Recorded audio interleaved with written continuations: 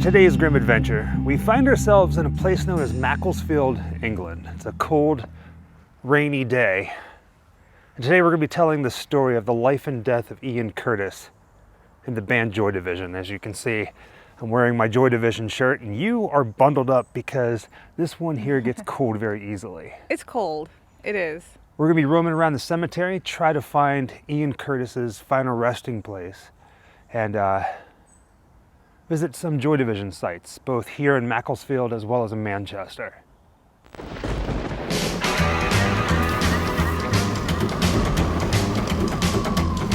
Wherever I come, bad luck just comes my way. Wherever I go, hard luck is there to stay.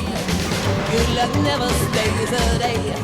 Bad luck's always coming my way.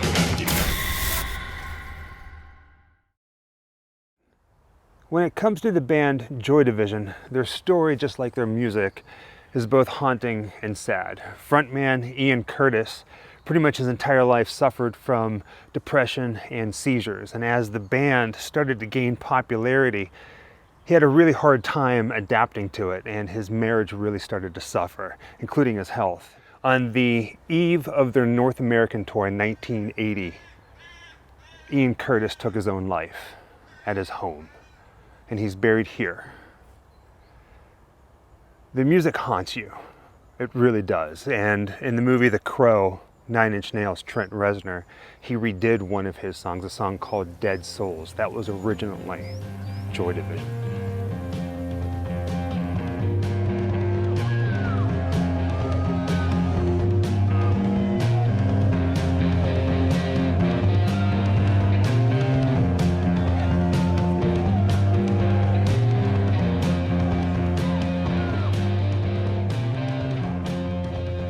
Thanks to the help of a worker here at the cemetery, they pointed us in the right direction, and Ian Curtis's final resting place is right here.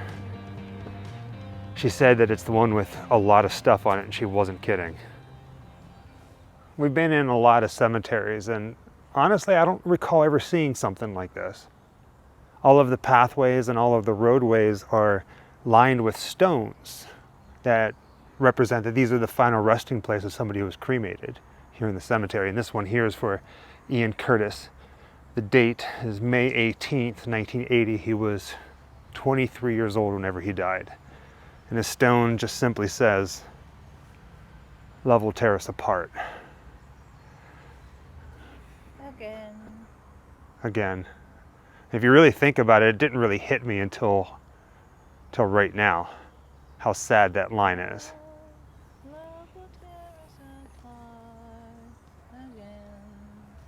What I mean by not realizing how sad it was until right now, actually being at Ian Curtis's grave, when he took his life, he did it at his home. He had a little girl and his wife. They were living with him, and they're going through these marital problems, especially whenever they were performing and touring.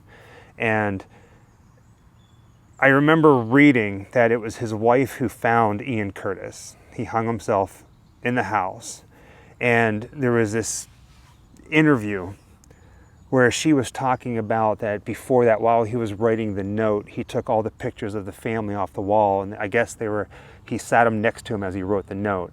And thinking, "Love will tear us apart," and I got the song playing in my head, it really, really hits. Like, talk about tormented. I mean, there's no way of really knowing what was going on inside his head, just the outcome. But it wasn't a very happy situation. A lot of times when it comes to the music of Joy Division, people won't listen to it because it just puts them in a very dark place. And you can see why, especially being here. I'm talking, I got goosebumps. It's not because it's cold. I am actually one of those people who didn't take very well to Joy Division. It's been a long time since I've tried to listen to an album again, but it probably was due to how dark the music made me feel.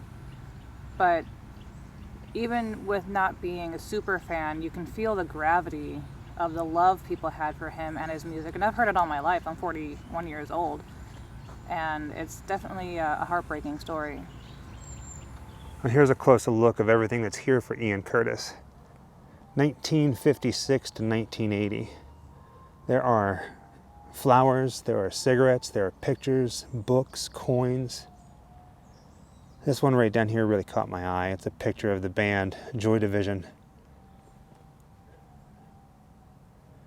in a plastic bag to keep it from getting wet. A couple framed pictures.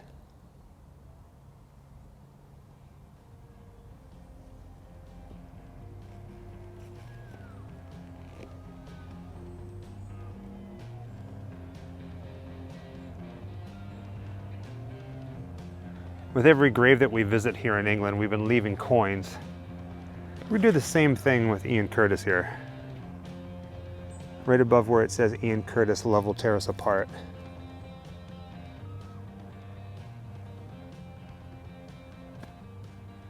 Wow.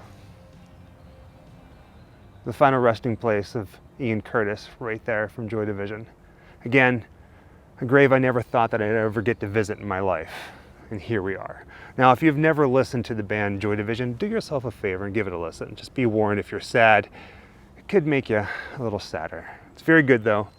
Very heavy bass lines. It's got like this, it's very bass heavy, which was provided by Peter Hook, who later on did his own band called Peter Hook and the Light. Saw them in concert in Georgia. And even though Ian Curtis is gone, after his death, the remaining band members got together and created a band called New Order.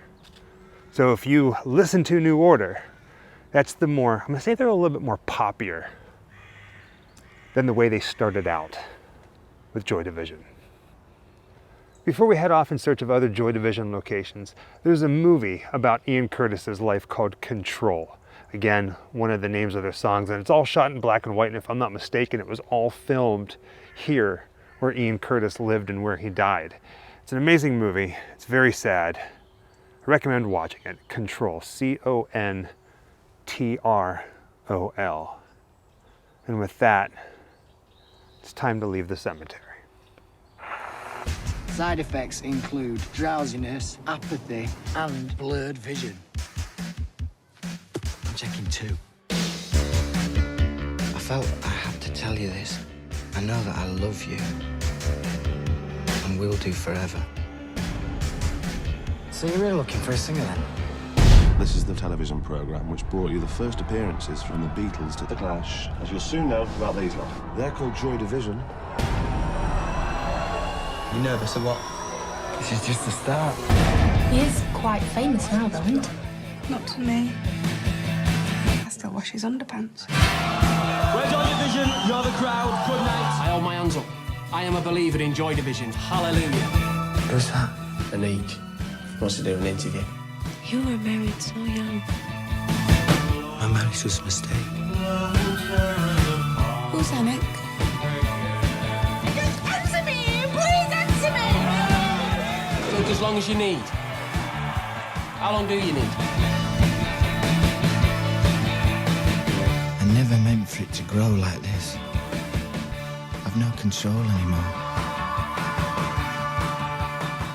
Right now we're standing at the corner of Barton Street, not even 5 minutes away from the cemetery where Ian Curtis's ashes are laid to rest. And the house that Ian Curtis lived and took his life is down here to the right, number 77. It's this building right here. Now you can see that there's this angle. Right past the angle is the door. We walked up to it, and actually I didn't see number 77 on it.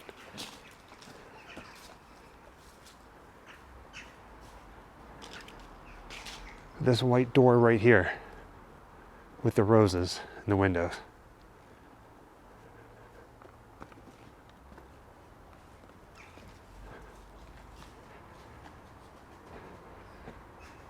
I can't believe I'm standing here. I could have sworn that there was a sign or a plaque or something on the wall at one point, but getting here, there's nothing. So let's see here. This door is the front door to where Ian Curtis and his family were living. This window is a part of it, as well as this window right here. And everything that I've read, this is where the kitchen is, and that's where Ian Curtis hung himself. There are a few things, in fact nothing that I dislike more than being the bringer of bad news for you, but heard during the day that Ian Curtis of Joy Division has died, and beyond this I don't know any details about it at all, but obviously our sympathies are due to the other members of the band, but most particularly to Ian's family and friends. Thought I'd play a track from a little bit more about the days leading up to his death. Ian and his wife were going through a divorce, and Ian was living here by himself. His wife moved out and she was staying with her parents because Ian had an affair with a woman and it pretty much destroyed their relationship.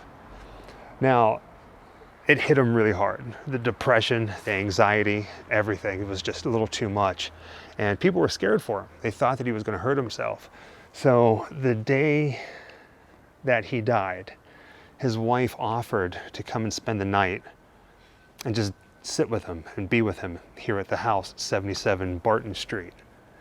And he said no, that he wanted to be alone. So she stayed with her parents, came back the next day, and she found him hanging in this window in the kitchen. There was a note and all the pictures of him and the family were there on the table.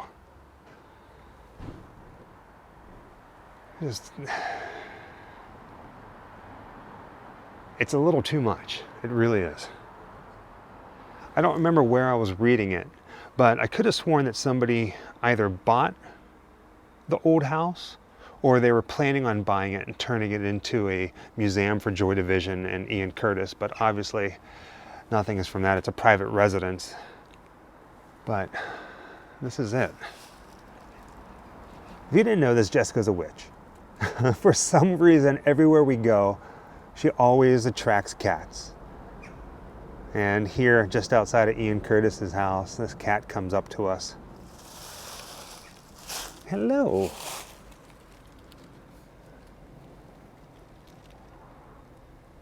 Oh, look at that face. You would think that it's a stray, but it actually has a collar that says, "Please do not feed." There's just house cats roaming around everywhere here in England. So it turns out that the Joy Division plaque isn't actually on the house where Ian and his family lived. It's actually on the wall of the building where he worked, which is like a 5-minute walk from his house. So this is Barton Street right there. And this road right here, just right around the corner, is where Ian Curtis worked his day-to-day job while he was still performing. This is the building that Ian walked to every day for work, just right around the corner from his house. Now this is a mouthful, but it was called the Macclesfield Employment Exchange. And he worked here as an assistant disablement resettlement officer, whatever that is. Now what's fun about this, there is a plaque here, and it's right there. I love that it's a very simple plaque on the side of the building. That if you didn't know who Joy Division was or that it was here, it would just pretty much go unnoticed. It's just a simple little nod in his hometown. Right now we're walking through the town of Macclesfield, searching for these larger-than-life murals of Ian Curtis. Wait till you see them. There's one right around the corner. The first one is a little further up the street from where we were standing. Right over here to the left of your screen above where it says Express Mini Market.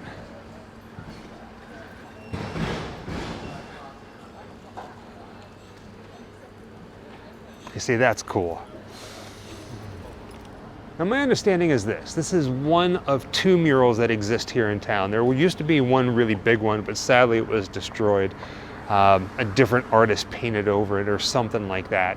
And they replaced it with this and another one. So let's go see if we can find the second one. Maybe we'll get lucky and find a third one. When it comes to Ian Curtis murals in Macclesfield, it appears that was the only one. So for everything else, we now find ourselves in Manchester, England. The building that's across the street from us right now is known as the Star and Garter. Well, that's the business that's in there right now. And as you can see, on the side of the building, there's another giant mural of Ian Curtis.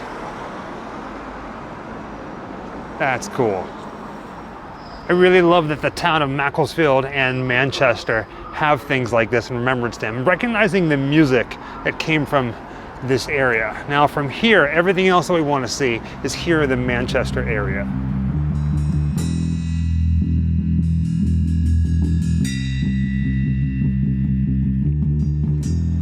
What you're looking at right now is the Manchester Cathedral. And there are a couple different photos of the band that were taken in the churchyard here. The photographer, his name was Kevin Cummins. And basically he's the guy who photographed pretty much the life of the band. And we're gonna try to see if we can line up some shots. I was walking around the church a little bit, taking it all in. It truly is breathtaking. Staring up at it in awe, I mean, wow. Now the band, Joy Division, they did their photo shoot right over here in the churchyard to the side. It was a snowy day, there was snow on the ground. You can tell that the guys were looking cold. But it's right up these steps. And look at this.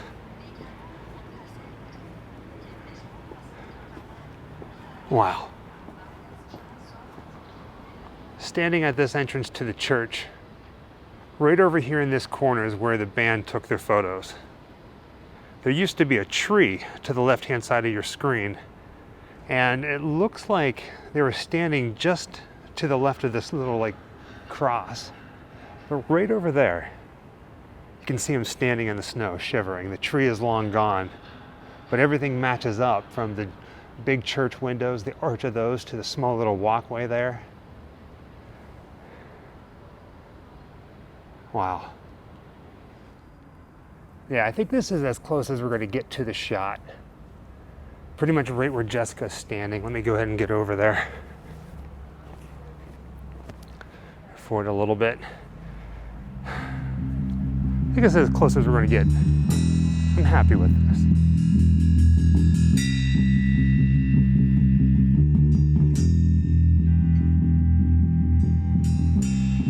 You guys want to take a look inside? All right, let's go. Well, I didn't expect this place to look like this.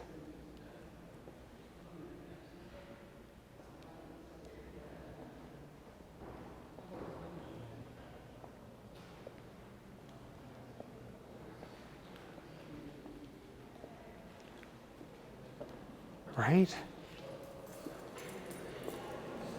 Kind of looks like you're in a belly of a creature, doesn't it? The columns.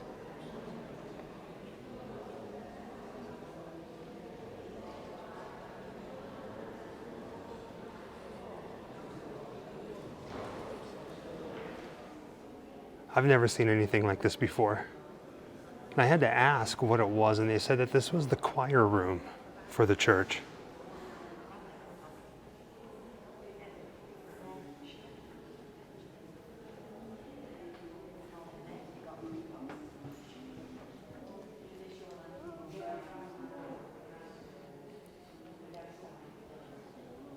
My word.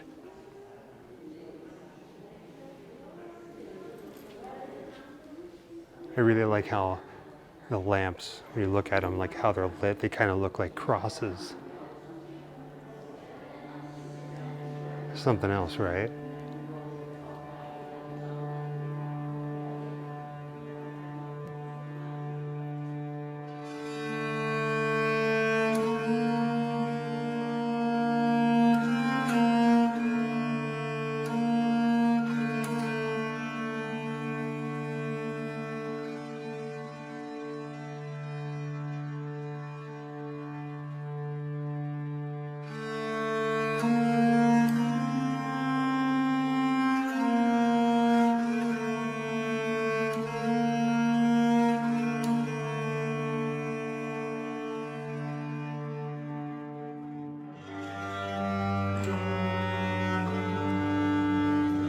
We were walking back to the car, and I think we found another photo of the band from that photo shoot.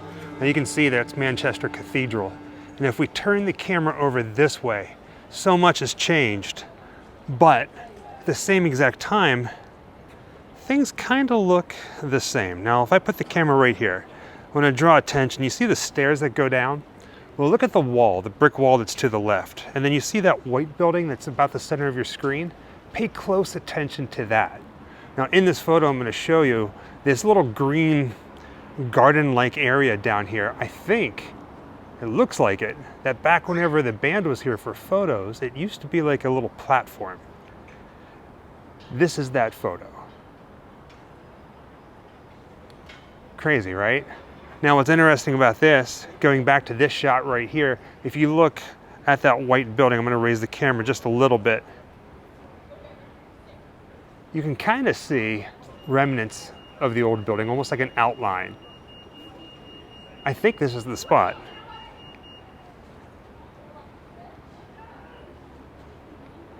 It has to be. Oh, it's the closest thing around this area. I mean, I know that the photo was taken near the church, and this kind of fits. Here's another shot of those stairs, and to further prove our theory that this is where the ledge was, you can see where the platform stuck out. There's this gray concrete piece right there, and then this ledge right here. So it was here. It's gone now. Now it's steps that go down, and Jessica was pointing out a few other things that you can see in the photo, but you really can't see them on camera. But this is the platform. We now find ourselves at Epping Walk Bridge here in Manchester, where probably some of the most famous photos of Joy Division were taken. And we're gonna line up shots. In order to find out where the band was actually standing on the bridge, we have to walk out to the center. And there are lampposts. I read online that the lampposts are different, that they actually used to be on this side, and now they're on that side. So we're gonna see what everything looks like, the businesses, the buildings around, and see if we can just kind of pinpoint where they were standing.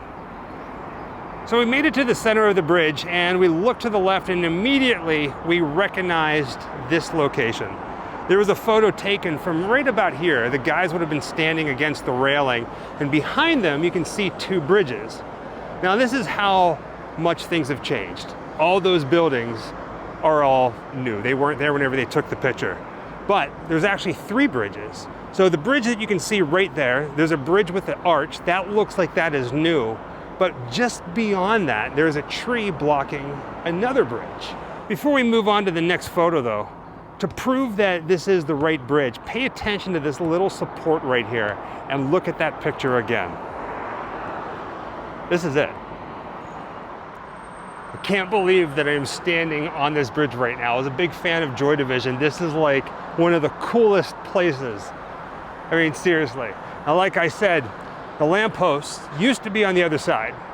And we're gonna point out how we know that in just a minute, but just picture snow on the ground, the band standing up there near the lamppost, which would have been on the other side. This is insane. All right, I gotta walk out there.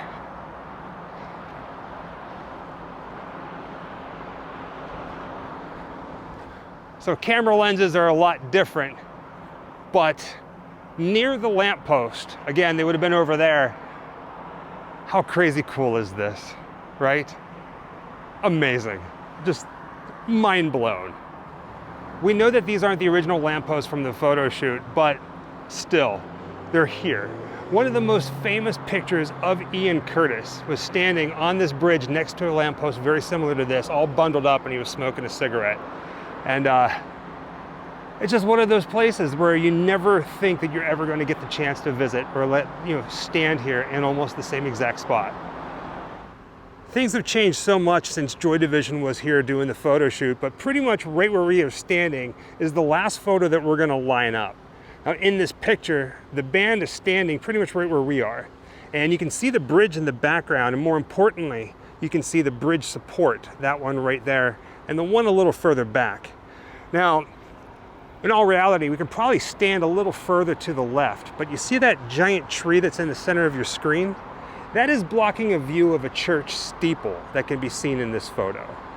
That's how we know the lampposts were on this side and not on the other side like they are right now. Actually, standing back up here on the center of the bridge, on the right-hand side is where those lampposts were. The lampposts are over here to the left. And right there is the church steeple that can be seen in the photos. Hopefully that makes sense. Right now I'm standing on Little Peter Street in downtown Manchester, England. And I'm searching for where Joy Division rehearsed their music and where they ultimately shot their very first and only music video for the song Love Will Tear Us Apart. Now, I say that I'm searching for it is because depending on where you look online, there's 3 different addresses for this place called the T.J. Davidson Rehearsal Rooms. And it all puts it down right around here. Some people say it's this building, some people say it's that building, some people say it's this building. It is a little all over the place. Nobody knows for certain. I will say this, nothing matches up, but it is here. There is a blue historical plaque here on the wall that talks about a place called the Boardwalk, which was an old concert venue. It says Manchester Venue, Nightclub, and Rehearsal Rooms from 1984 to 1999. We know that Oasis played here, a couple other different bands. The Boardwalk was a pretty big venue, but it doesn't really add up. I'm getting into that. If you watch the music video or take a look at the pictures that were taken of the band at the rehearsal studio, then you can clearly see that there's these 7 distinct windows along one of the walls. There's not many places down here that have windows like that. This little building over here has that. And then if I turn the camera around this way, the back of the Boardwalk building, which is this, they have windows that are very similar, but at the same exact time, nothing really adds up. So it kind of makes me beg the question, was the building torn down? The one where they shot the music video in? Or there's something else here that kind of lets us know that we're in the right spot though. A couple of years ago, there was a photo that was taken of J.T. Davidson, the owner of the rehearsal studios, right over here on the street, right in front of where this Royal Mail truck is now sitting. There's a black lamppost with a street sign that says Little Peter Street. And behind them, you can see this black door over here for the Calamity property group. The address is 15 Little Peter Street. So if there's any truth to the photo, then the rehearsal space had to have been here, right? So I reached out to the photographer and other people that might know the answer to this. Which building, which floor, which room did Joy Division rehearse in, and which room did they film the music video in? And sadly, nobody's gotten back to me, so I still have no idea. So if you know, by all means, please let us know in the comments. With that being said, thank you for joining us on another Grimm adventure, this time telling the story of Joy Division and Ian Curtis. Till next time, happy Halloween. Wherever I come, bad luck just comes my way. Wherever I go, hard luck is there to stay. Good luck never stays a day. A bad luck's always a